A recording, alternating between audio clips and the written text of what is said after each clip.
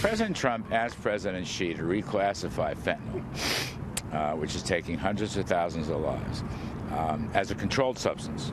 That has massive legal implications and maybe the death penalty in China, for example. President Xi said yes, right away. That was National Economic Council Director Larry Kudlow on China agreeing to reclassify fentanyl as a controlled substance. Now, the CDC says that 70,000 deaths in America just last year were due to an opioid overdose. Joining us right now is Dr. Mikhail Varshavski, better known as Dr. Mike, and good to see you, Dr. Mike.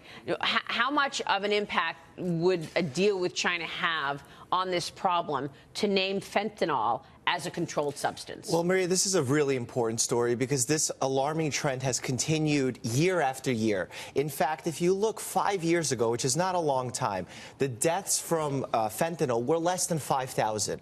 Then you look last year, the deaths spiked to 30,000.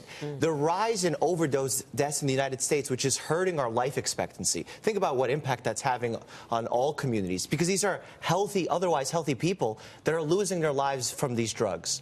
So you see these alarming rates of overdose deaths going up, and you realize, what can we do about it?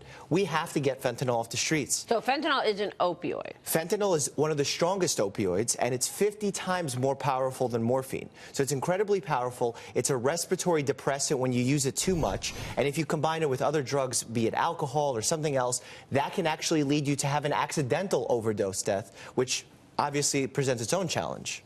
This seems crazy to me, but why isn't it already a controlled substance? You're right, and it is a controlled substance, and it's been for decades in China. What they did here was they made fentanyl analogs, or fentanyl synthetic drugs that are very similar to fentanyl, now controlled substances.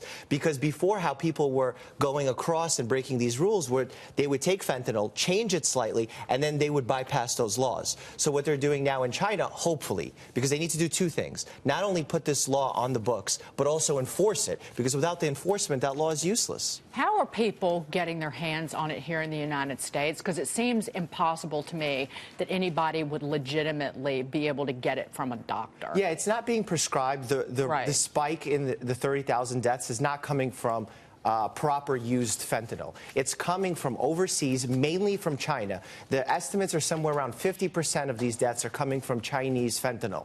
And it's not fentanyl itself, it's similar analogs to fentanyl that are coming in, whether it's through Mexico or through smugglers sending it through the black market, something along the lines of Silk Road.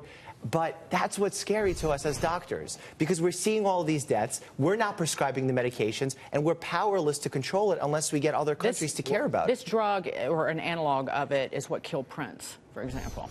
Yeah. And sadly, there is the demand. So I guess a person would naturally wonder, even if you did persuade China to cut off the supply, isn't it likely that other people start manufacturing it? It's possible, but China is the world's leader in fentanyl production. So if we can get rid of it there, that makes a huge difference for us here overseas.